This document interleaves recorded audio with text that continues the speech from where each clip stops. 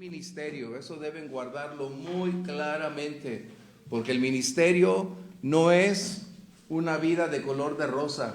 El ministerio no habla simplemente de todo victoria. Para lograr victoria necesitas haber atravesado el valle de la aflicción, el valle del conflicto, para poder ir superando los aspectos que confrontan, donde Dios estará forjando el carácter, la fe, para llevarnos posteriormente a la victoria.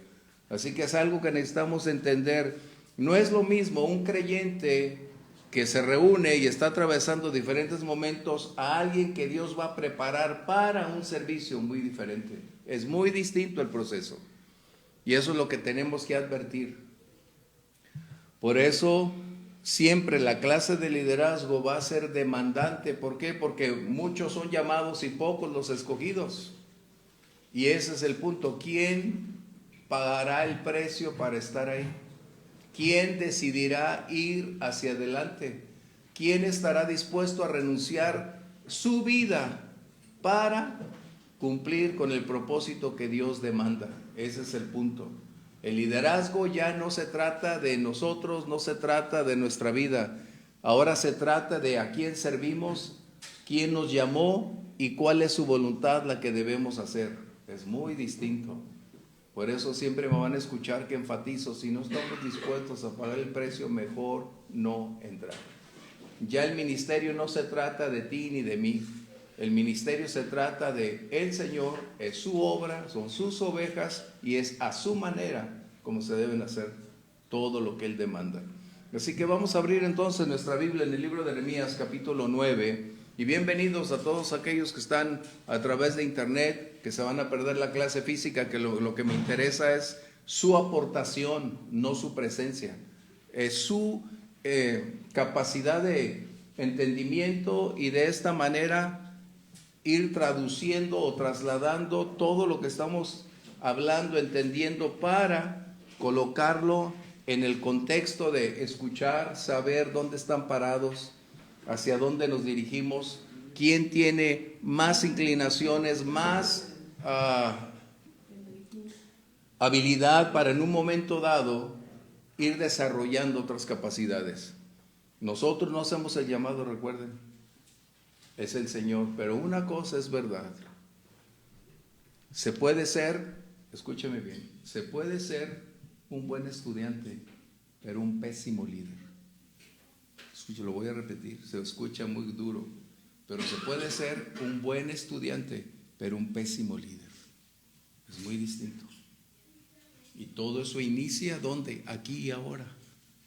Por eso es que nos estamos preparando para que cuando el Señor extienda a alguien esa invitación, pueda decir: ya pasé por eso un poco, estoy dispuesto a pagar el precio. Sí, Señor, no estoy dispuesto, como yo lo hice muchos años. ¿Sí? Bien, vamos entonces a orar, a pedir al Señor dirección.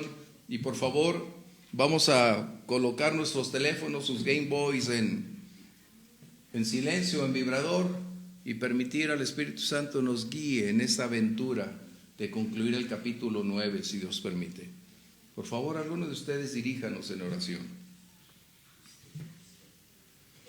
Señor, gracias. Tú eres bueno, Señor, y nos has permitido llegar aquí, Señor, para aprender más de ti. Te pido, Señor, que en esta noche seas tú permitiéndonos ver el panorama que tú quieres que veamos, que seas tú a través de tu buen espíritu enseñándonos, Señor, a cómo caminar bajo estas verdades que ya están en tu palabra. Así es. Señor, por favor, ayúdanos a despojarnos en nuestra mente de cualquier distracción, cualquier ocupación, Señor, y por favor, que en este tiempo que estamos dedicando cumplas tú el propósito por el cual permites que estas clases sucedan, Señor, que cumplas el propósito por el cual tú hablas a través del pastor, Señor, y le enseñas para enseñarnos, Señor.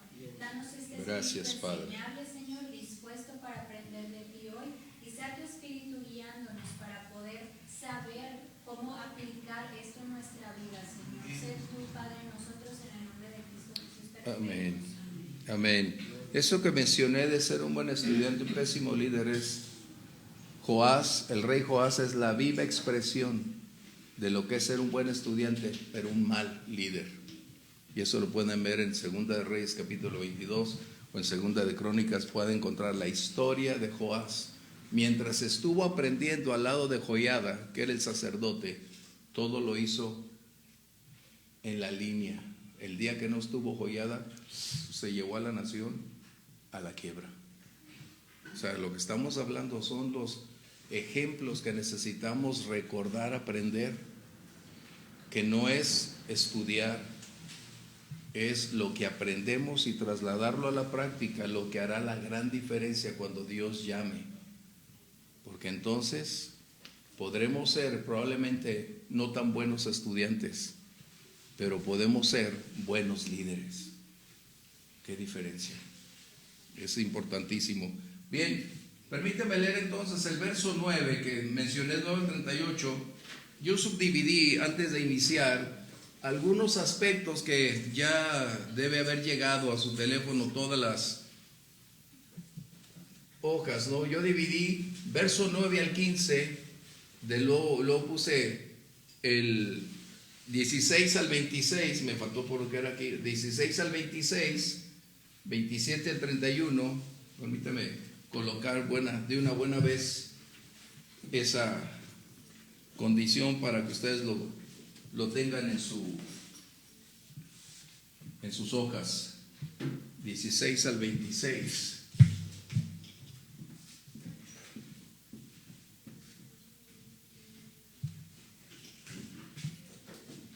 Esto que vamos a tener forma parte de aspectos que vamos a vivir, a enfrentar.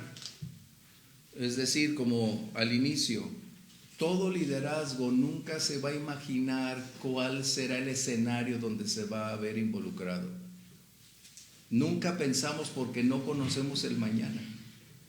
Pero toda la experiencia descrita en la palabra de Dios a través de los diferentes tiempos, etapas y la historia nos dicta que ninguna persona, ni Abraham, estuvo exenta de ser probado. Cada ministerio tendrá su tiempo de aflicción, su tiempo de presiones, su tiempo de aprendizaje y sus tiempos de victoria. Pero todos los ministerios atraviesan tiempos de crisis. Y eso es algo que necesitan guardarlo. Si como creyentes pasamos tiempos difíciles como creyentes, ¿qué será el ministerio? Entonces, es algo que necesitamos mantener muy claro, porque ese es el propósito de Dios, ir preparando a los suyos para un tiempo, el momento y la ocasión que Él ha determinado. De esta manera, permíteme entonces leer verso 9, dice: miraste la aflicción de nuestros padres en Egipto y oíste el clamor de ellos en el Mar Rojo.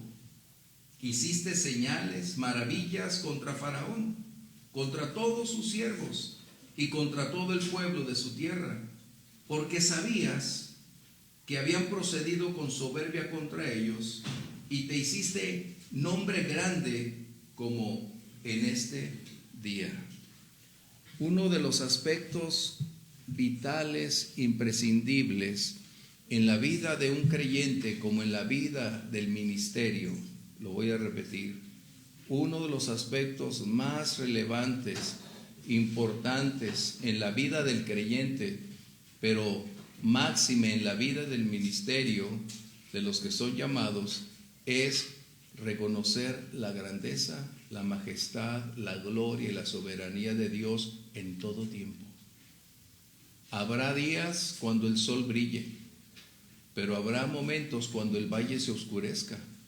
Y es ahí donde la fe en el Señor, en quién es Él y lo que ha declarado, deberá entonces a la fe permitirnos seguir caminando en ese valle de sombra, de lágrimas, para llegar al final que Dios tiene reservado.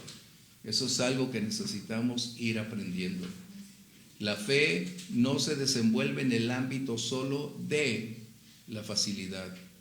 La fe es el recurso provisto por Dios para caminar en todo terreno, para caminar en todo tiempo, porque no andamos por lo que experimentamos o por nuestra vista, sino por lo que creemos.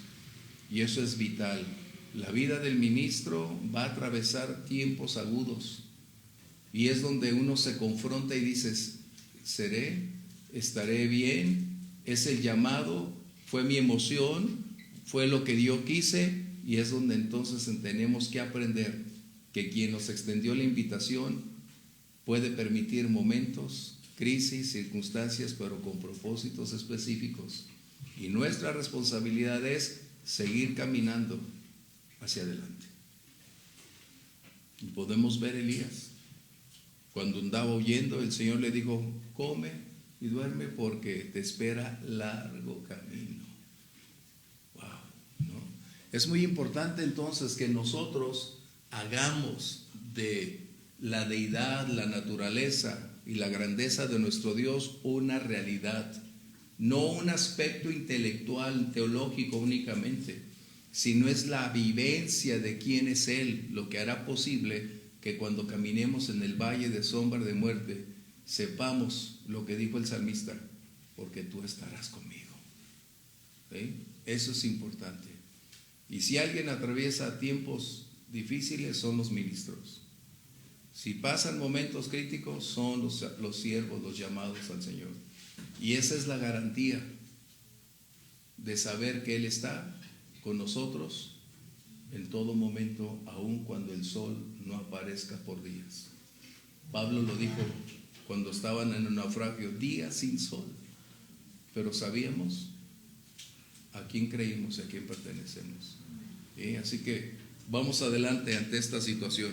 Bien, este capítulo nos recuerda entonces cómo el pueblo de Israel empezó a caminar a lo largo de toda su aventura con Dios, pero también las intervenciones donde el Señor accionó a favor de ellos en tiempos adversos, en tiempos críticos, para propiciar a su pueblo conocer más de Él, revelarse a Él a través de la adversidad, a través de conquistas, a través de bendiciones, a través de estrechez, porque el pueblo necesitaba conocer que ellos son los frágiles y Dios es el fuerte. El pueblo debe reconocer que sus recursos están limitados humanamente posibles, pero en Dios son ilimitados. Por eso en el Antiguo Testamento ustedes van a encontrar cómo Dios se revela en diversos nombres. ¿Por qué? ¿Por qué Dios se revelaría en diversos nombres? ¿Cuál sería? Pregunto, recuerden, esta clase de hecho ustedes la deberían de hacer. ¿Cuál es la razón por la que si te preguntaran por qué Dios se manifestó en diversos nombres, qué diríamos?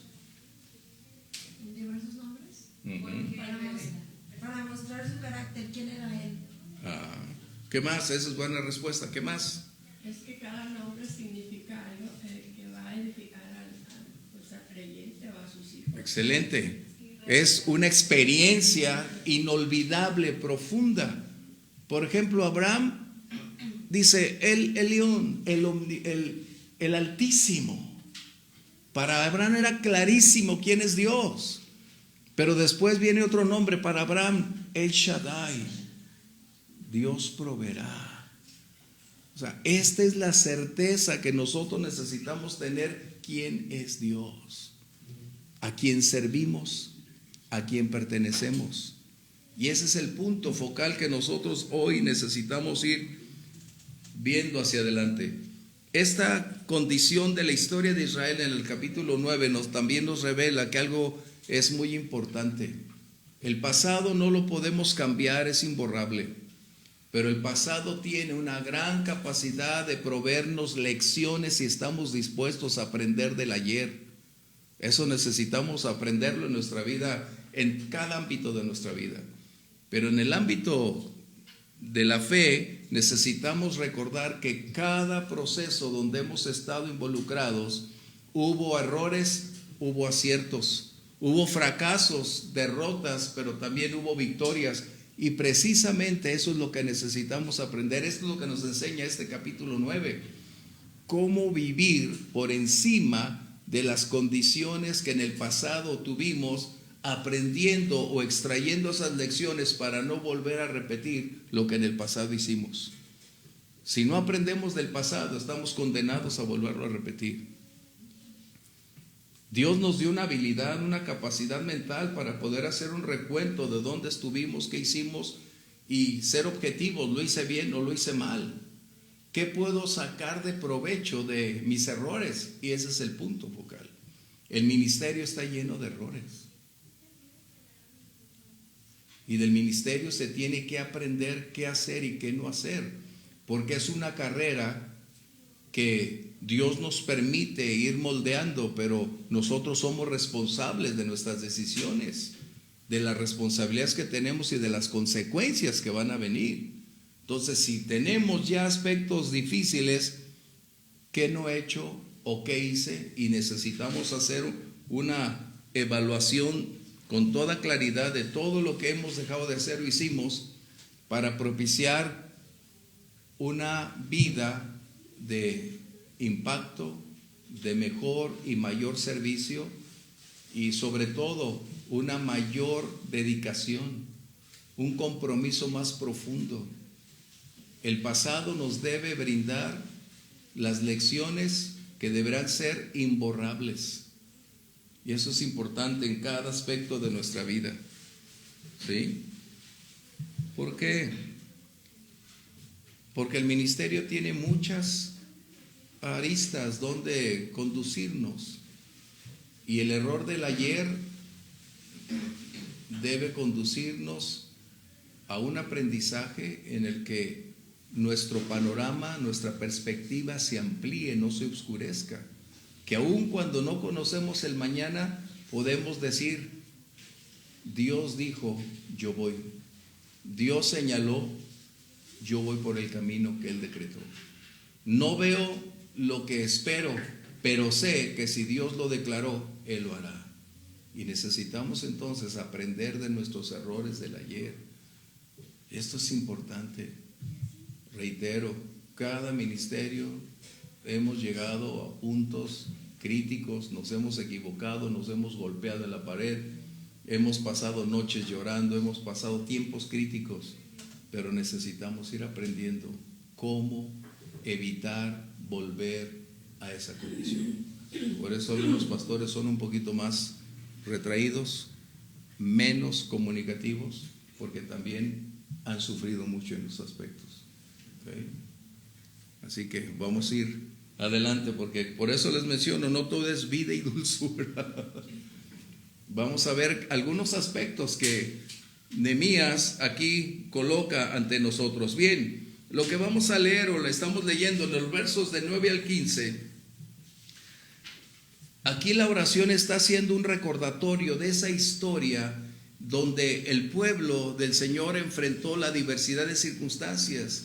Y lo hace desde el llamado de Abraham cuando él era solo, desde que fue probado, hasta menciona aquí a Moisés dentro de Egipto, donde la esclavitud se había colocado como la prioridad para Faraón y mantener a ese gran número de israelitas bajo un contexto de limitaciones como un cruel tirano. Y esto precisamente es lo que necesitamos recordar. La prioridad para Dios es la libertad de su pueblo. Conocerás la verdad y la verdad los libertará. Si algo necesitamos aprender para predicar, para comunicar, para instruir a toda la iglesia y a todo aquel que esté dispuesto a escuchar, es que Dios desea libertar a todo esclavo. Eso es algo que necesitamos recordar. Nuestro llamado es ir y llevar libertad a los cautivos, como el Señor Jesús en Lucas 4:18 empezó, porque el Espíritu del Señor está sobre mí por cuanto me ha ungido para dar buenas nuevas, para llevar libertad a los cautivos, es lo que dice Isaías. Y esto es algo que necesitamos recordar. Ustedes y yo vivimos en un mundo aparentemente libre de cadenas físicas, pero hoy más que nunca son cadenas emocionales, espirituales, físicas, de toda índole. Y las personas están bajo una esclavitud a la cual no quieren admitir la mayoría, pero son dependientes de todo y de todos, y aún esclavos de ellos mismos. Y el mensaje del Evangelio precisamente es llevar libertad a los cautivos. Y esa es la prioridad en el ministerio. Llevar libertad a los cautivos de fuera como a los cautivos que están dentro en la iglesia. ¿Sí? Porque tenemos muchos cautivos en la iglesia, aunque digan, yo no, Y cuando dices yo no, dices, ya estás dentro del contexto. ¿Por qué? Porque este es el punto crítico. Y la oración nos empieza a declarar que en medio de la adversidad del pueblo de Israel, Dios no permaneció frío, ajeno. Dios continuamente interviene a favor de su pueblo. Dios siempre escucha el clamor de los suyos y nunca permanece indiferente, nunca permanece fuera del contexto donde su pueblo habita, porque cuando pasamos más tiempos de dificultad, más cerca está Dios de nosotros, porque nos volvemos más dependientes de Él, porque estamos más cerca de Él, porque propiciamos que el cielo se acerque más al lugar donde tú y yo nos desenvolvemos, y el Señor está tan cerca de nosotros, y eso es importantísimo. Así que ningún obstáculo, nos vamos a dar cuenta del versos de 9 al 15, que ningún obstáculo limita al poder de Dios. No existe absolutamente nada para impedirle al Señor ejercitar su autoridad, su poder y manifestar respuestas contundentes para liberar a su pueblo de toda opresión, de todo conflicto. Miren, hay diversidad de obstáculos, vamos a enfrentar diversidad de circunstancias, y entre uno de los más difíciles es que en ocasiones hay una oposición natural, y cuando hablo natural hablo de personas que se colocan como una oposición al avance del Evangelio en todos los aspectos, y sabemos que ellos están como marionetas detrás de quien mueve los hilos, que es el adversario. Y esos obstáculos no estamos hablando de pelear físicamente. Tenemos que aprender quién es Dios, lo mencioné, y en su soberanía continuar clamando y pidiendo que Dios intervenga, porque Él espera que nosotros actuemos y nos adentremos en la pelea en el ámbito espiritual con los recursos provistos por Dios para hacer su obra. Habrá también obstáculos naturales, como lo hizo el Mar Rojo. Y el Señor abrió el mar. El Señor abrió el río Jordán. El Señor hizo posible que las murallas de Jericó se derribaran. Era algo natural, pero Dios hace posible lo imposible. Recuerdan, he estado mencionando que necesitamos aprender a pensar como lo que somos llamados a hacer. Y si un líder dice, ay no, Jericó no se puede mover, Jericó nunca podrá derribarse, ¿cómo lo haremos? ¿Qué hizo Josué? Josué escuchó la voz de Dios y él dijo, si el Señor lo dijo, Él lo hará. 7 días probados, 7 vueltas el último día probados. ¿Y qué hicieron? Gritaron el último día. No se cayó la muralla por el sonido de las voces. La obediencia de ellos hizo posible que el poder de Dios interviniera. Estamos hablando de eso. Esa es parte vital del liderazgo, la obediencia. Al recibir las instrucciones del Señor, uno debe mantenerse ahí a pesar de las voces que dicen, ¿cómo vas a darle vueltas? No, pero es ahí. Y también habrá adversarios espirituales que el enemigo estará moviendo todo cuanto tiene para impedirnos, pero si Dios con nosotros, ¿quién contra nosotros? Tenemos que ir ascendiendo en nuestro proceso de crecimiento. Y el ministerio no está exento de ser un proceso formativo, porque cada vez debemos crecer, cada vez necesita nuestra fe ampliarse, cada vez requerimos una mayor capacidad de ver con claridad lo que tiene el día de mañana, hacia dónde nos vamos, hacia dónde nos dirigimos. Eso es lo que está diciendo estos versos del 9 al 15. Si ustedes los leen después en casa con mayor calma, se van a dar cuenta a ese respecto. ¿Bien? Y entonces debemos reconocer aquí, Dios es soberano. Y en su soberanía Él determina cada condición y proveernos los recursos para superar todas las batallas que vamos a enfrentar. Habrá tiempos en que esas batallas se prolonguen, pero no para derrotarnos. Dios va a extraer lo mejor de nosotros. Es importante. Y qué maravilloso que tú y yo podamos reconocer que Dios es soberano. Pero nada más una pequeña advertencia. A veces decimos, es que en su soberanía Dios lo hace, pero cuando estamos bajo el tiempo crítico, ahí como que nos falla volver a reiterar que Dios es soberano. La soberanía de Dios va a operar cuando estamos bajo presión, bajo estrés. Cuando estemos como el apóstol Pablo, aunque derribado, y en la soberanía de Dios, Dios había permitido que estuviera bajo tierra, pero decía el apóstol Pablo, pero no destruido. En la soberanía de Dios todo puede acontecer.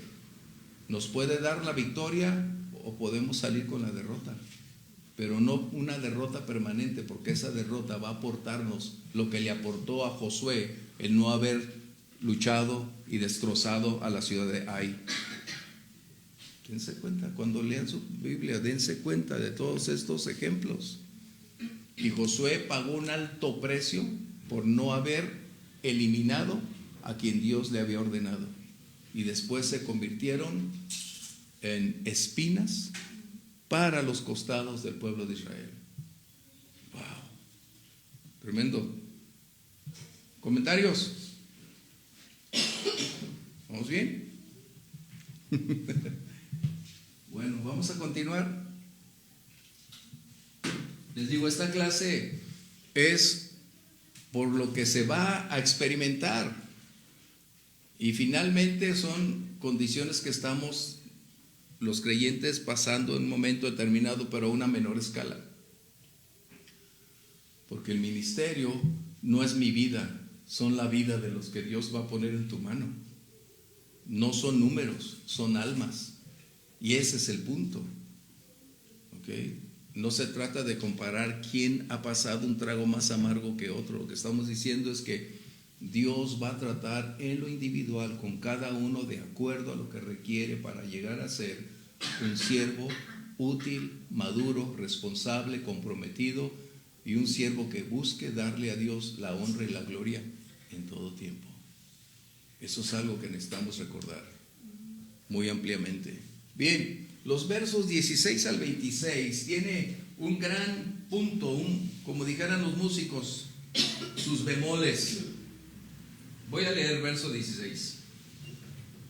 Mas ellos, y señala quiénes son ellos, nuestros padres. ¿Quiénes eran los padres? Aquellos que salieron desde Egipto. Fueron soberbios, endurecieron su cerviz, no escucharon tus mandamientos, no quisieron oír, ni se acordaron de tus maravillas que habías hecho con ellos. Antes endurecieron su cerviz y en su rebelión pensaron poner caudillo para volverse a su servidumbre. ¡Qué tremendo! ¡Qué tremendo! Fíjense bien, esto es algo que lo vamos a ver en la historia, pero se vuelve a repetir hoy en la iglesia. El pueblo había estado bajo esclavitud. El Señor intervino y les dio libertad, los llevó por caminos de bendición, les proveyó recursos, satisfizo su hambre y su sed. Su pie en el desierto nunca se inflamó, sus vestidos nunca se envejecieron. Tuvieron abundancia de comida, tuvieron todas las cosas en plenitud. Pero aquí está la respuesta. ¿Cómo respondió el pueblo? Lo acabamos de leer. ¿Cómo respondió? No quisieron oír. Soberbia, negligencia, rechazo, dureza de corazón. Y esto es algo que vemos todavía el día de hoy. Muchas personas en la iglesia van para encontrar, buscar el favor de Dios. Y después de encontrar y recibir su milagro, bendición, respuestas, ya no los vuelves a ver. O sea, y estoy hablando de creyentes que se reúnen, pero Esto es algo que va a acontecer, y aquí a veces el ministro pierde su fe. No, Señor, yo pensé que estaban aquí, que yo no. Tenemos que entender que esto es algo que va a suceder, no porque estemos contentos con esta situación, no, sino porque es parte de la naturaleza del creyente o de la gran mayoría de creyentes y personas alrededor que van a la iglesia en búsqueda de una solución a su vida, y cuando la obtienen te das cuenta que no había una conversión genuina, solo había un interés por obtener un beneficio del Señor. Y esto es algo que va a sucederte. Eso es algo que vas a tener ahí continuamente, una gran cantidad de personas con ese propósito específico. ¿Por qué? Porque esa es la razón de acudir, como ir a buscar un doctor o al mejor epidemiólogo o a cualquier otro especialista. Mucha gente dice, de los males a buscar soluciones. Y este es un punto. Así que para nosotros esto debería ser algo que no nos debemos conformar ni tampoco acostumbrar, pero finalmente es algo que sucede.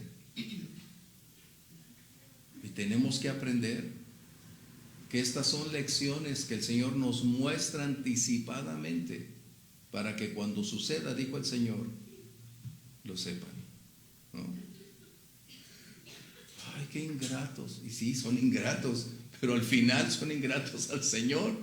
Y claro, nuestra inversión de tiempo también, pero al final nosotros necesitamos ser lo que Dios nos llamó a ser, independientemente del resultado de que esas personas puedan determinar, ¿sí?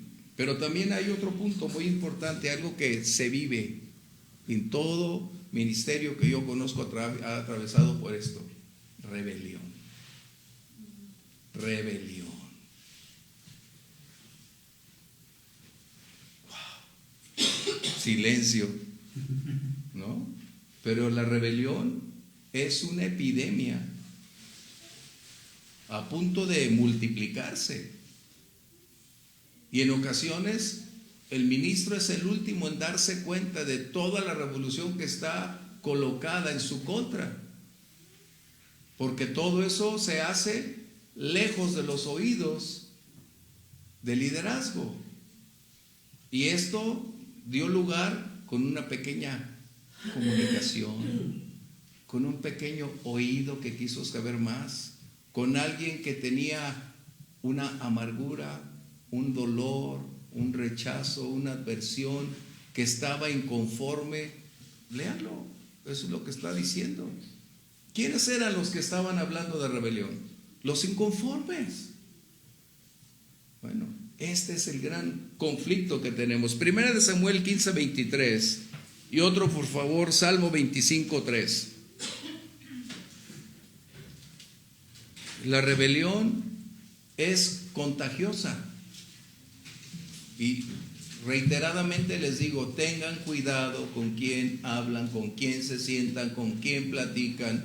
Tengan cuidado, porque esas amistades, esas palabras van a penetrar. Ni tú ni yo somos tan fuertes como para evitar ser contaminados por eso. Te lo repito, ni tú ni yo somos suficientemente fuertes como para evitar que esas pláticas no penetren, nos permeen y nos libren de lo que pensamos que no nos va a dañar.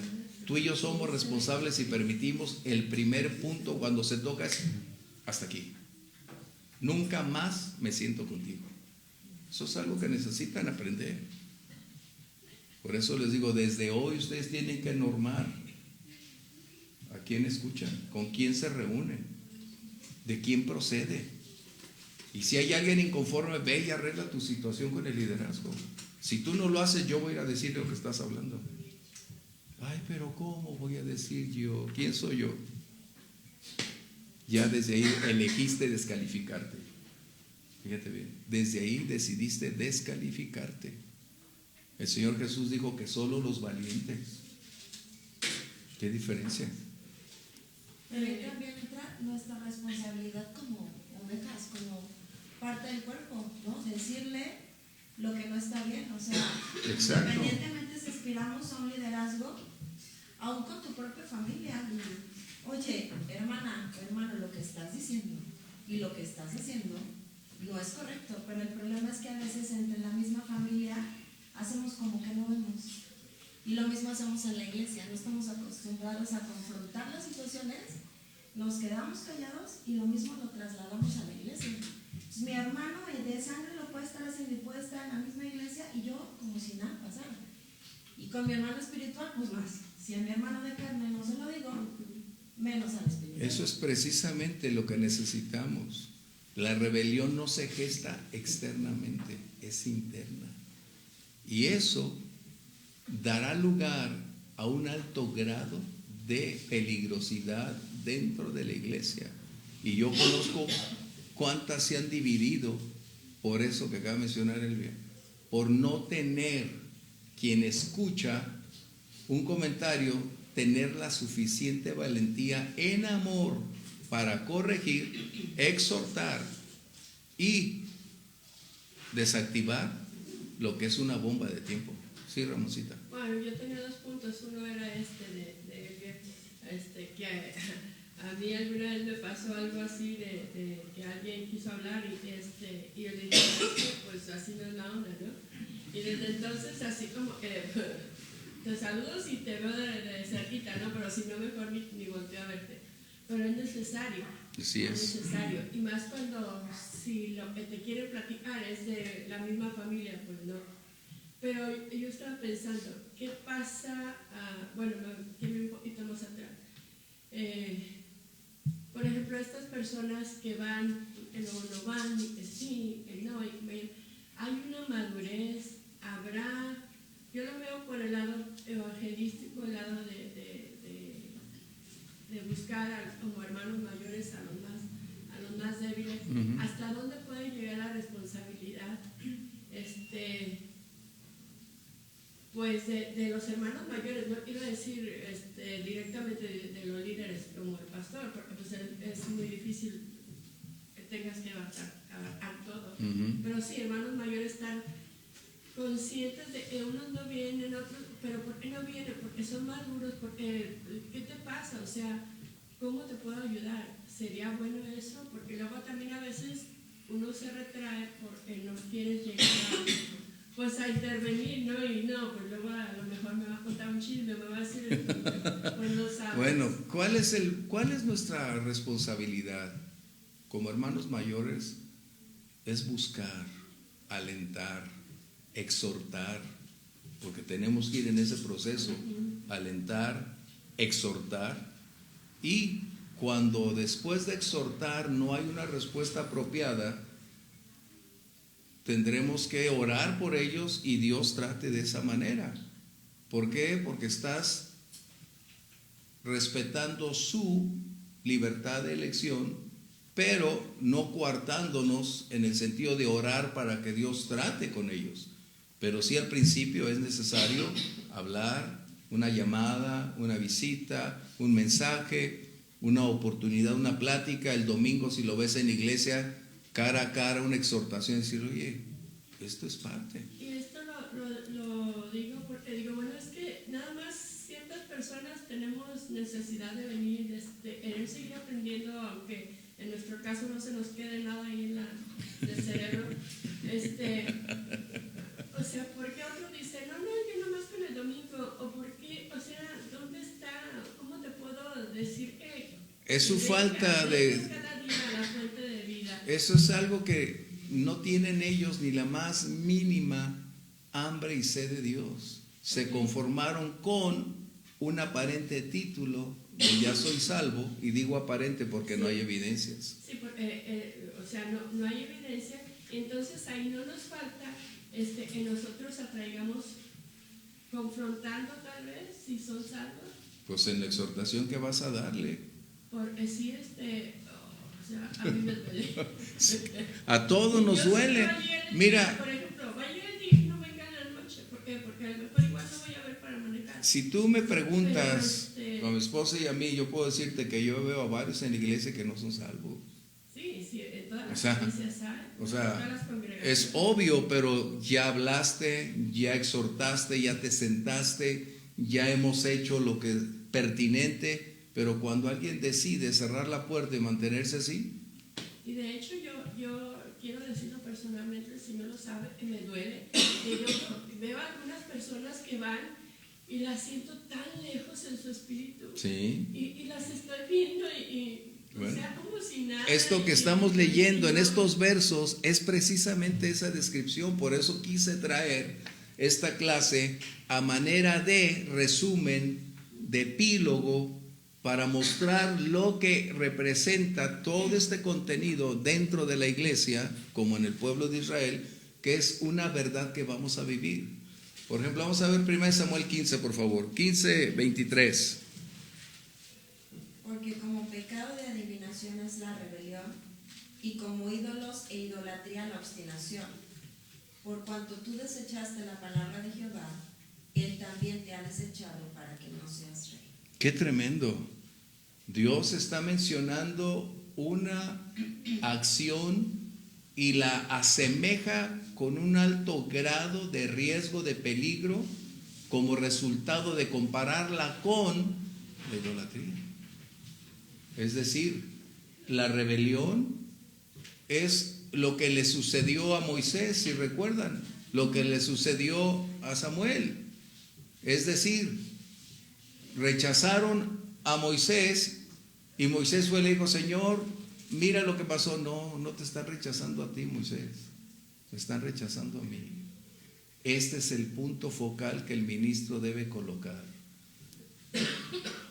No es algo personal cuando sucede, y a veces nos lo tomamos tan personal. Si me lo encuentro en la calle ni lo voy a saludar, ¿no? Pues sí. ¿No? Esto es algo que necesitamos mantener, y eso se llama madurez.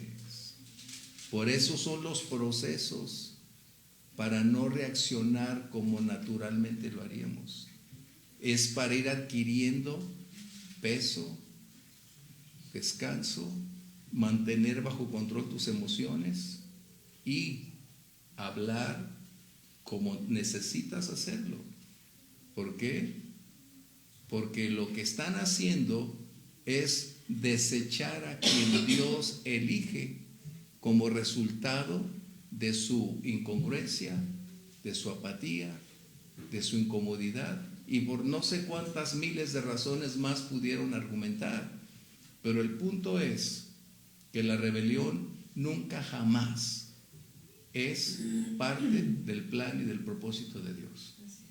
Nunca, y eso te lo puedo subrayar completamente, y tú lo puedes verificar con Moisés, con Samuel. Ninguna rebelión, escúchalo bien, ninguna rebelión es aceptada por Dios. Ninguna. Dios tiene canales a través de los cuales necesitamos acercarnos a Él cuando existe una situación en crisis, pero no es nuestra habilidad y capacidad el determinar hacerlo. Somos ovejas que requerimos seguir el manual exprofeso dejado por el Señor para saber qué hacer y cómo hacerlo. ¿Qué diferencia? Sí, Grimaldo. Ya se me olvidó. Pues Salmo 25:3. No, nada más quiero hacer una mención. Sí. Estamos hablando de rebeldía. El pueblo de Israel, cuando salió al desierto, obviamente todos conocemos la historia de la rebeldía. La rebeldía se conformó por falta de que no se les cumplió lo que ellos querían. Estaban inconformes con lo que estaba haciendo el Señor en el desierto. Y me viene a la mente, ¿cuál fue la primer rebeldía que tenemos conocimiento? La rebeldía de Lucifer en el cielo, que lo cual no estuvo conforme, porque deseaba otra cosa, y aún en la rebeldía que él ocasionó se llevó una tercera parte de los ángeles. Ese mismo ejemplo podemos tener en la iglesia. Hay inconformidad en algunos hermanos que están allí, pero están inconformes. Y llega el momento que se empiezan a cuchichear uno con otro. No, mira, y no sale de lo mismo, y está vestido igual. Y mira, el Grimaldo siempre está ahí dando lata. conforme y arrastran a los demás. Esto es algo que tiene razón Grimaldo, es lo que está mencionando estos versos. Por eso es mi intención colocar estos aspectos relevantes que se viven todos los días en todas las congregaciones. O sea, no es privativo nuestro, en todas las congregaciones sucede. Pero esto es precisamente por la falta de creyentes maduros que detengan, paren y cierren la boca de otros. Eso es importante. O sea, eso es parte de nuestra vida, pero luego salimos, ¿quién soy yo? Ay, no me digas eso. ¿Qué dice Pablo? El creyente espiritual juzga todas las cosas. Esa es nuestra responsabilidad. Si yo tengo medio milímetro más de estatura de alguien, es mi responsabilidad hacerle ver su situación. Si tú tienes algo en contra de, ve y háblalo. Pero no contamines, enfermes y coloques a alguien más. 25:3, Salmo 25:3, por favor. Ciertamente ninguno de cuantos esperan en ti será confundido. Serán avergonzados los que se rebelan sin causa. ¿Serán qué? Avergonzados. Y luego algunos salen, no, es que fue la voluntad de Dios que nos dividiéramos como iglesia. Dices, ¿qué? ¿Qué? Sí, porque van a ser, atacando ese punto que estás diciendo, tenemos el ejemplo muy claro de Coré. Así es. ¿No? O sea, no solo Dios respaldó a Moisés, sino que la tierra se tragó a Coré y junto con ellos y junto con él los que le apoyaron. ¿No? Él sintió el derecho porque servía a Dios, ¿no? Y le dice, ¿no te bastó con que Dios te dio la oportunidad de que le ministraras, le sirvieras como para revelarte? Así es. O sea, estás hablando de que era gente que servía, ¿no? No solo que asistía. Entonces ahí está bien claro esa parte de la revelación. O sea, Dios no permite que te reveles y el lugar que tengas no nos da derecho de rebelarnos contra A nadie. el siervo de Dios, ¿no? Bueno. Que es parte de lo que comentas de el no callar sus bocas, el no poner un límite, está siendo parte de eso porque estás escuchando. Mira, aún Aarón se dejó llevar en un sentido dado. Y ahora, ¿qué tenemos que hacer? No estoy diciendo que sea fácil, pero es precisamente el grado donde nuestra madurez se mide. Escúchame bien. Es ahí donde la madurez se evalúa, se mide para hacer con amor esa aclaración. No es por decir yo lo ofendí con amor. ¿Quién nos puso para ofender? Nadie. Pero sí estamos colocados para corregir, para instruir, para exhortar y colocar todas estas verdades que hemos venido aprendiendo. Porque si no, entonces no tendríamos madurez. ¿Qué sucedió? ¿Qué deseaban? Retirar como rebelión. La rebelión tiene un principio muy bien establecido: desligar a quien Dios colocó al frente para establecer a alguien en relación con sus propios intereses, con sus propias inclinaciones, que se hagan compadres y no ser pastor. Fíjate bien, que sea alguien con quien me llevo bien, me agrada, me gusta, compartimos, somos iguales. Y de esta manera podremos estar juntos. Fíjate bien lo que dice Números 14, 4 y 3, por favor. Y otro, segunda de Timoteo, capítulo 4, 3 y 4.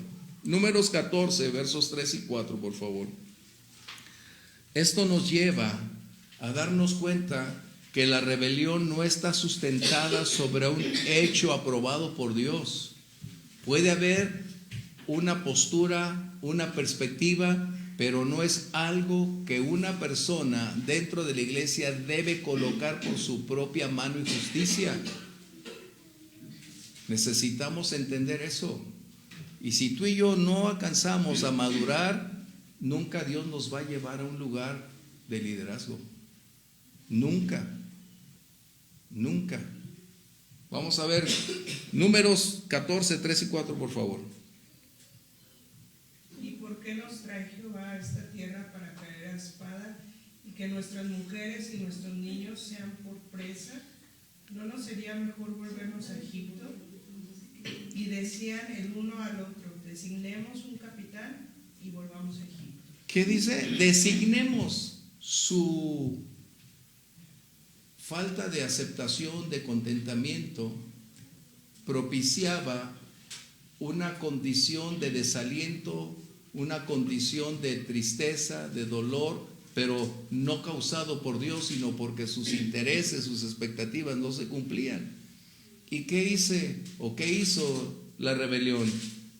Necesitamos buscar a alguien que llene nuestras expectativas, alguien que nos dé lo que esperamos. Fíjate bien, escucha bien lo que estoy hablando, porque eso es lo que estamos viviendo prácticamente en la iglesia, hablando en términos generales el día de hoy.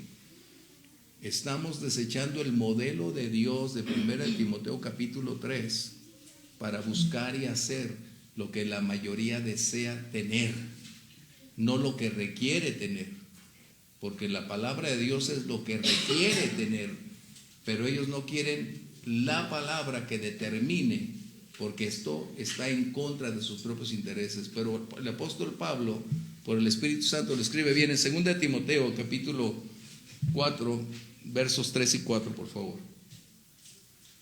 Porque vendrá tiempo cuando no sufrirán la sana doctrina. Una, ¿qué es?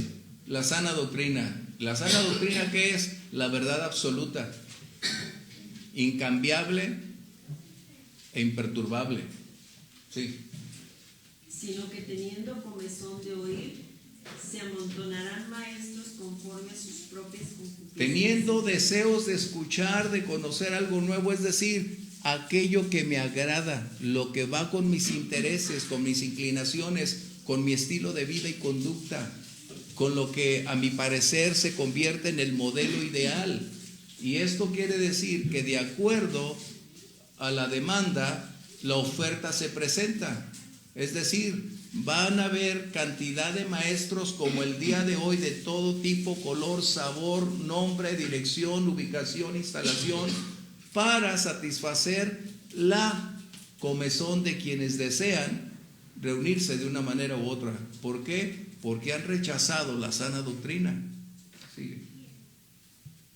Y se amontonarán maestros conforme a sus propias concupiscencias y apartarán de la verdad el oído y se volverán a las fábulas. Dice, ¿apartarán qué? ¿Qué? ¿Apartarán qué?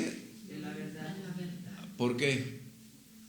Porque quieren el evangelio de la prosperidad. Esa es una parte, y otros más, donde los valores de la palabra se disminuyan, para no colocar que la santidad es imperativo. La santidad es imperativo. Por eso inicia el verso 3, no sufrirán, o sea, no quieren escuchar la realidad, o sea, no quiero que me digas eso, quiero que me digas esto. Es lo que estamos viviendo en tiempos actuales. O sea, la verdad me causa dolor, Me confronta. Me confronta, no la quiero escuchar, dime otra cosa. ¿Y Dime cuál? que estoy bien. ¿Y cuál es la otra? ¿Y cuál es el punto? Recuerden, esta es la clase de liderazgo y lo que necesitamos irlo viendo. Si ustedes no pueden tener esa libertad de irlo asimilando, tendremos que irnos otra vez al ABC. Yo espero que esta clase a ustedes los lleve a otro nivel de pensamiento, a otro nivel de perspectiva, a otro ámbito de arraigo, de experiencia, de solidez, para que ustedes puedan opinar con hechos, con la verdad, no de yo creo, no qué dice la Biblia. Esa es la razón de esforzarnos en preparar estas clases, para proveerles los recursos suficientes, los elementos espirituales válidos para colocar una postura definida ante condiciones de las circunstancias actuales. Ese es el punto. Y lo que está hablando el Espíritu Santo a través de Pablo es que esos días los tenemos nosotros aquí presentes. ¿A causa de qué? Que la búsqueda de un estilo de vida distinto a lo exigido por Dios, diferente a como Dios lo expone. Por eso el pueblo decidió buscar y hacer un nuevo líder, porque Moisés, Aarón no eran los apropiados desde su perspectiva, porque exigían y colocaban las verdades establecidas por Dios como el parámetro a seguir. Y cuando un pastor es leal, fiel a la palabra de Dios, sufrirá y experimentará señalamientos y condiciones similares. ¿Por qué? Porque no es sujeto ni susceptible de ser comprado por intereses de nadie. Porque cuando un pastor es comprometido con Dios y conoce a su Dios y ama su palabra, jamás buscará corromper los principios bíblicos que le han sido encomendados. Pero Sí, también Ramoncito. tenemos que estas personas que hacen divisiones, o sea, ya no están a gusto con el pastor, no está hablándolo, y yo quiero ir. Entonces, ¿qué es lo que hacen? Empiezan a juntemos otro que sea, o sea, como si Dios levanta líderes, como entre ellos mismos. Pero dices, ¿y de dónde salen todos esos dentro de la iglesia? Ahí está mi casa. Bueno, mi sala. pregúntense, No. ¿de cuántos estaba conformado el pueblo de Israel? No solamente eran israelitas. Una gran cantidad se mezcló con ellos. Es lo que sucede en la iglesia. Tenemos la cizaña y tenemos el trigo. O sea, dentro del contexto los tenemos, pero es necesario que ustedes sean honestos para poderlo ver con claridad. Por eso No quiere decir que tenemos que señalar y condenar, no. Tenemos que aprender a convivir.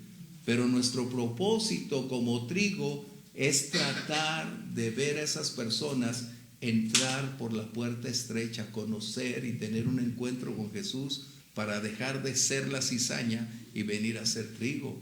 Eso es nuestra búsqueda. Y es desde entonces, por eso Nehemías cesó, dijo, ya no se van a casar con las de allá afuera. Sí, adelante. Y ver el punto aquí que es, o sea, hablando, tenemos que discernir, ¿no? Y meditar, porque en Números, hablando de Moisés, dice, y se levantaron contra Moisés con 250 varones de los hijos de Israel, príncipes de la congregación, de los del consejo, varones de renombre, y se juntaron contra Moisés y Aarón y les dijeron, basta ya de vosotros, ¿no? Porque toda la congregación, todos ellos son santos y en medio de ellos está Jehová, ¿no? Y les dice, ¿por qué pues os levantáis vosotros sobre la congregación de Jehová? O sea, peleándoles, todos somos santos, a todos Dios nos habla, pero eran gente conocida, ¿no? Entonces, ahí es donde entra la parte de ser maduros, y no porque lo ponen a predicar, no porque sirvan en un ministerio, es una persona que está siendo leal a Dios. Tengamos discernimiento, por favor, despierten. No somos niños, ni somos emocionales. Necesitamos movernos en la esfera del espíritu y no en lo natural. Esa es la gran diferencia en la iglesia. Lo emocional, el lazo emocional es lo que mueve, no.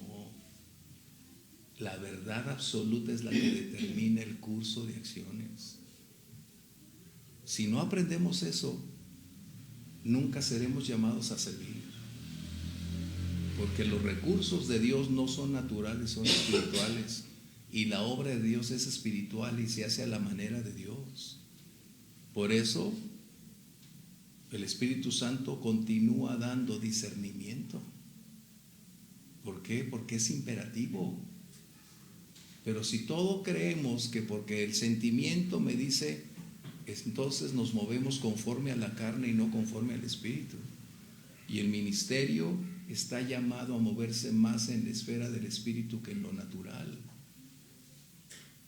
Eso es algo que necesito reiterar.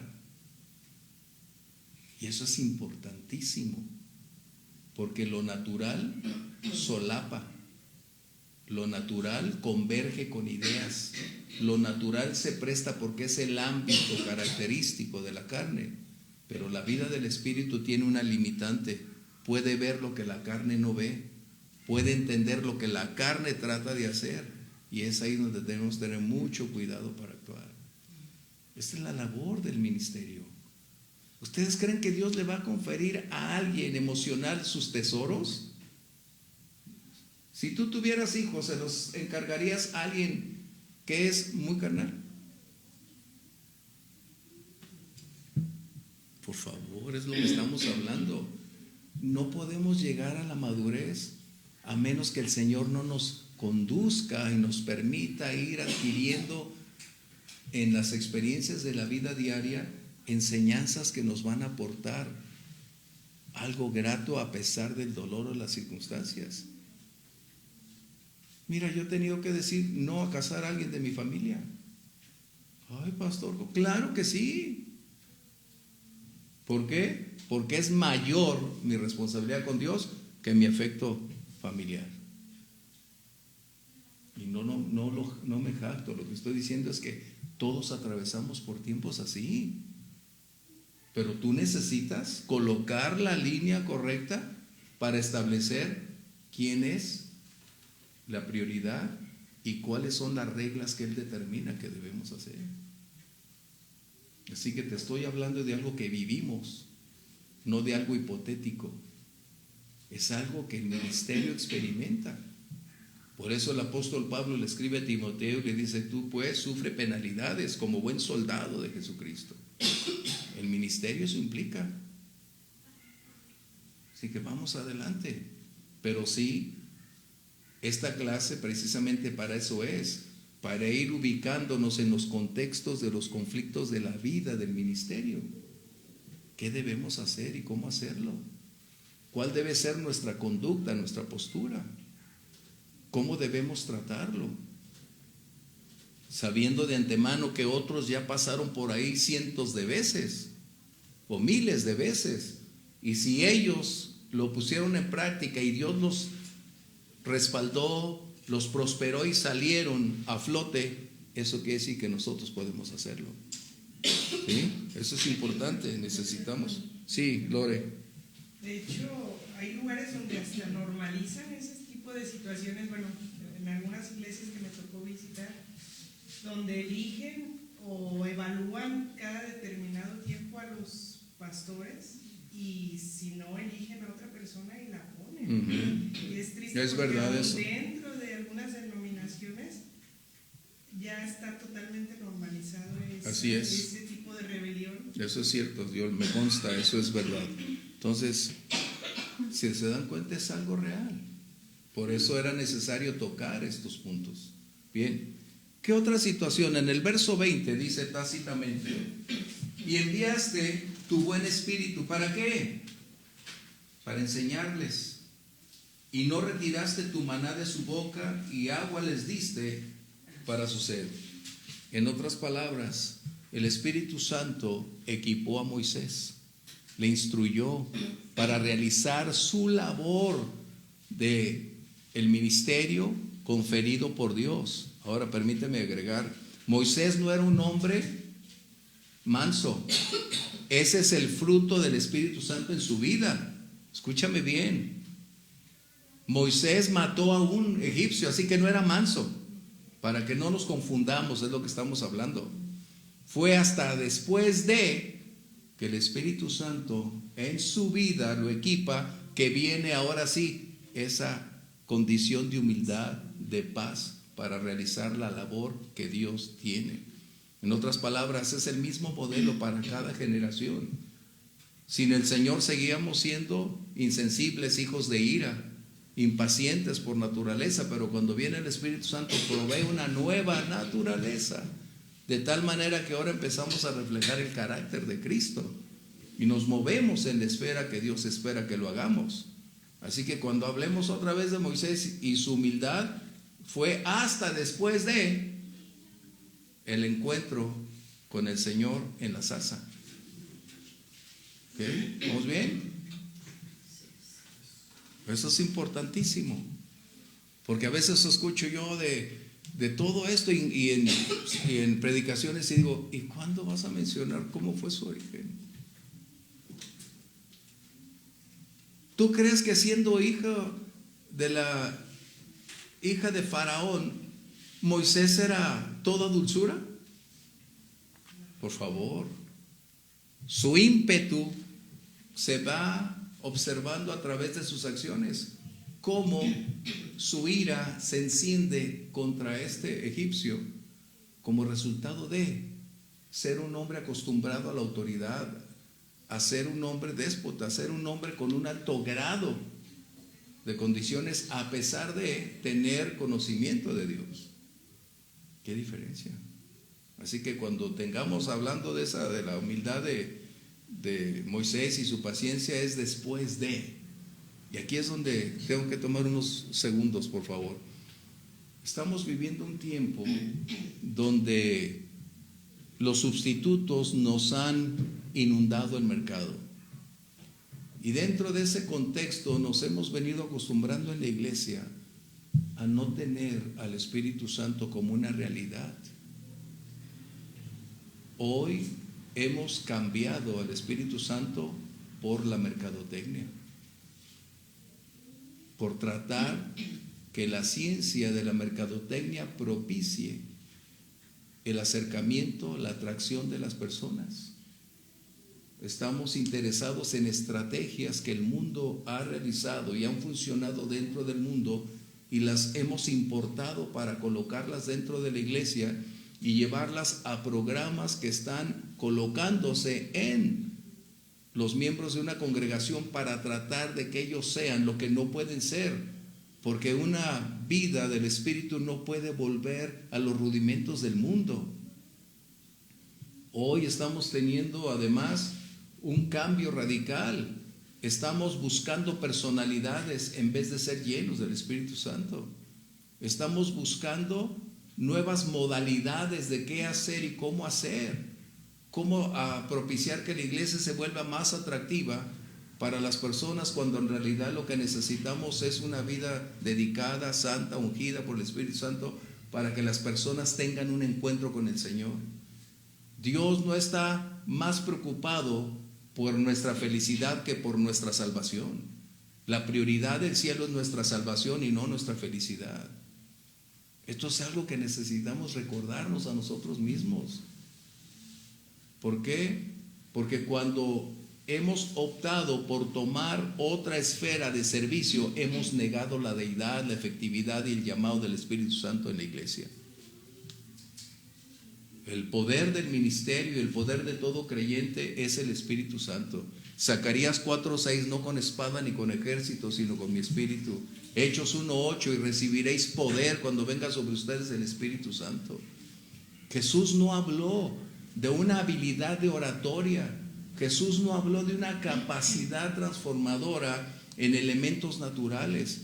Jesús habló que Él mismo fue lleno del Espíritu Santo para ejercer la obra que Dios le había conferido.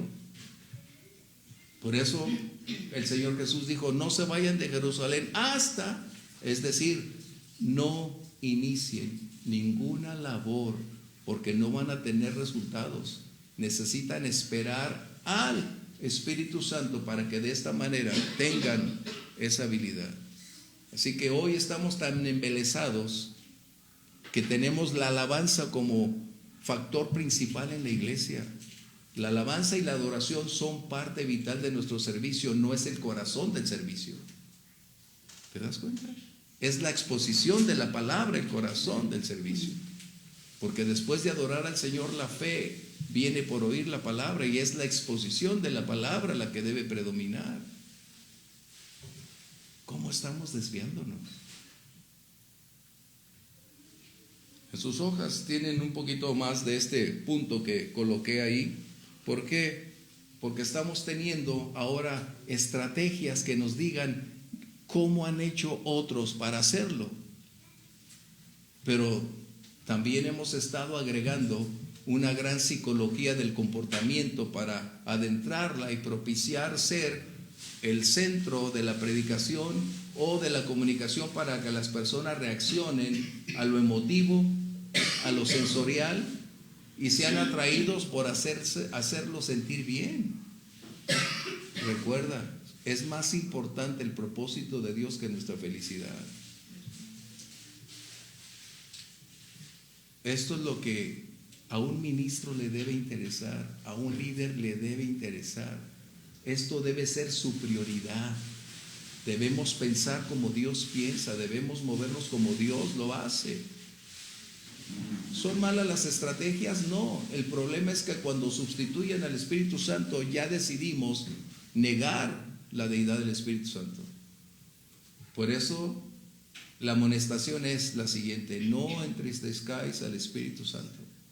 Y nosotros podemos entristecerlo de dos maneras: en lo personal y congregacionalmente. Wow. Bueno, no es la clase del Espíritu Santo, pero es parte de lo que tenemos, ¿sí? En Deuteronomio 32:15, Moisés hace una declaración acerca del pueblo, ¿no? ¿Por qué? Porque el pueblo, Dios le dio una gran cantidad de bendiciones. El pueblo se deleitó, se enriqueció y satisfecho engordó y se olvidó de Dios. ¿Qué dice ahí? Pero engordó Jesús, tiró cosas. ¿A- Engordaste. ¿A qué se refiere cuando dice engordaste? A una abundancia donde se convierte en los excesos, donde no invirtieron, donde no tenían ninguna actividad más que su propia satisfacción. Y esto propició entonces a esa actitud incongruente del pueblo, creer que Dios debería siempre proveerles todo lo que necesitaban, y se volvieron orgullosos, soberbios. Moisés lo está describiendo. Cuando habla de Jesurún, está hablando de Israel. Por eso Deuteronomio 8 es una advertencia para no olvidarte de tu Dios. Esto es lo que necesitamos. Y la iglesia prácticamente hoy vive, dice, somos ricos, todo lo tenemos, no necesitamos a nadie ni a Dios necesitamos. Y ese fue el reclamo de Dios en Apocalipsis. Y aquí tú dices que soy rico, pero vete en el espejo. Eres un pobre, desnudo, ciego, ponte colirio. ¿Te das cuenta? Esto es lo que los ministros necesitamos recordar. Somos llamados a edificar, a liberar, a exponer la verdad del Evangelio, a proclamar el mensaje de Jesús. No somos llamados a juzgar y a condenar, pero sí somos llamados a colocar la verdad que disciplina, exhorta, construye, edifica. ¿Por qué? Lo vamos a ver en el siguiente punto. Los versos 27 al 31, vamos a hablar que Dios disciplinó a su pueblo mientras lo buscas. Hebreos 12, 6, 7. ¿Qué sucedió? El pueblo, en su antagonismo, rechazó la palabra de Dios. Y el Señor siempre estuvo hablándoles. El verso 30, el Espíritu Santo siempre estuvo levantando voces, mujeres y hombres, para hablar, exhortar al pueblo, pero el pueblo cerró sus oídos, desechó la palabra de Dios, pero también exterminó a sus profetas. Fíjate bien, exterminó a sus profetas. ¿Por qué? Determinaron no escuchar la voz de Dios. Y ese es un punto crítico. ¿Qué sucede cuando nosotros determinamos vivir de una manera opuesta a la voluntad de Dios? Si somos hijos, escúchame bien, si somos hijos, Dios va a disciplinarnos. Si somos hijos. Hebreos 12, 6, 7. Porque el Señor al que ama disciplina y azota a todo el que recibe por hijo. Si soportáis la disciplina, Dios os trata como a hijos, porque ¿qué hijo es aquel a quien el Padre no disciplina? Dios no disciplina a los hijos del vecino. Dios disciplina a los suyos. ¿Y cómo lo hace Dios? Tiene diversidad de maneras, pero una es muy evidente. Dios permitía, a causa del rechazo, de la falta de obediencia del pueblo hacia Dios, Él permitía que sus adversarios, sus enemigos, vinieran y los conquistaran como manera disciplinatoria. Tan es así que estaban en Babilonia. Y a veces nosotros decimos, ay Dios, ¿por qué lo permites? Y el Señor nos diría, te envié un consejo, te envié una exhortación, te envié quien te hablara, pero tú lo rechazaste por completo. ¿Te das cuenta? Y a veces lo que nos acontece es la consecuencia, como mencioné este domingo en la predicación. Son consecuencias. Pero ¿cómo podemos verlo? Dice que la disciplina es la extensión del amor. Y si Dios no nos disciplina, es porque no le pertenecemos. Es muy sencillo. Si Dios no nos disciplina, es porque, no nos ama, porque no le pertenecemos. Por eso dice ahí que al que ama, Dios disciplina, y el que soporta la disciplina, ¿qué dice? Es tratado como hijo de Dios. Así que entonces debemos puntualizar: los propósitos de Dios son la prioridad y no nuestra felicidad. Recuerda eso. Los propósitos de Dios son nuestra prioridad y no nuestra felicidad. Dios nunca va a procurar nuestra felicidad antes que cumplir sus propósitos. Primero son sus propósitos y posteriormente es proveer cuanto necesitamos para continuar adelante. ¿Sí? Eso es importante. Para concluir, versos 32 a 38 nos habla entonces de reconocer la grandeza y la majestad de Dios. Dice, verso 33, pero tú eres justo en todo lo que ha venido sobre nosotros. Qué reconocimiento tan grande. Porque rectamente has hecho, mas nosotros ¿qué? Hemos hecho lo malo. Es decir, Segunda de Crónicas 36 versos 14 al 16, con eso concluimos. Dios siempre va a enviar su voz a través de diversos medios para atraer nuestra atención, para reconvenirnos, para decirnos lo que no está correcto, para atraernos hacia adelante. ¿No hay Segunda de Crónicas 36? 14 al 16. Entonces no me equivoqué. También todos los principales sacerdotes y el pueblo aumentaron la iniquidad siguiendo todas las abominaciones de las naciones y contaminando la casa de Jehová. A ver ahí, vamos viendo ahí. ¿Qué dice? Es lo mismo de ayer, hoy no tenemos. Los sacerdotes. Las mismas condiciones del mundo son las que vivimos dentro de la iglesia. En términos generales, siempre hay un remanente, recordemos eso. Pero lo que está diciendo es que las condiciones en que el santuario se vio involucrado es lo que realmente hoy sucede. La casa de Dios, sabemos que Él no habita en templos hechos de manos de hombres, pero la iglesia es la expresión visible de lo espiritual. Escucha bien, el edificio donde nos reunimos es la expresión visible de lo que sucede espiritualmente ahí. Y esto es precisamente hoy, tanta contaminación. ¿Tú crees que Dios está ahí en lo absoluto? Sigue adelante. La cual él había santificado en Jerusalén, y Jehová, el Dios de sus padres, envió constantemente palabra a ellos por medio de sus mensajeros, porque él tenía misericordia de su pueblo y de su habitación.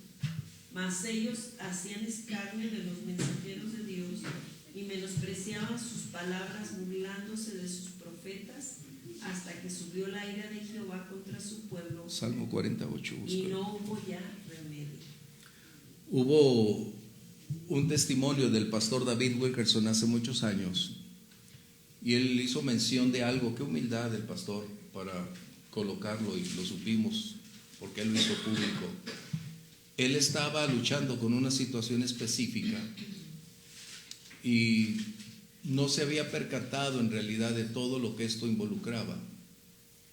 Y un buen día en la ciudad de Nueva York, mientras él estaba caminando, se acercó un hombre y le tocó el hombro y le dijo: el Señor me envía para decirte todas estas cosas, y le enumera todo. David Wilkerson se quedó espantado, asombrado. Y así como llegó ese hombre, se fue. Y David Wilkerson directo llega a su lugar de oración y empieza a derramar su corazón. Dice: Señor, gracias por hacerme oír tu voz, por revelarme lo que yo necesitaba, Señor. Qué diferencia. Dios sigue llevando quien lo haga. Lo que hablábamos al principio, ¿quién va a ir a decir? Imagínate este hombre: no, yo que voy a decir, Señor, ¿quién soy yo para hablarle a David Wilkerson, ese gigante de la fe? Dios lo envió.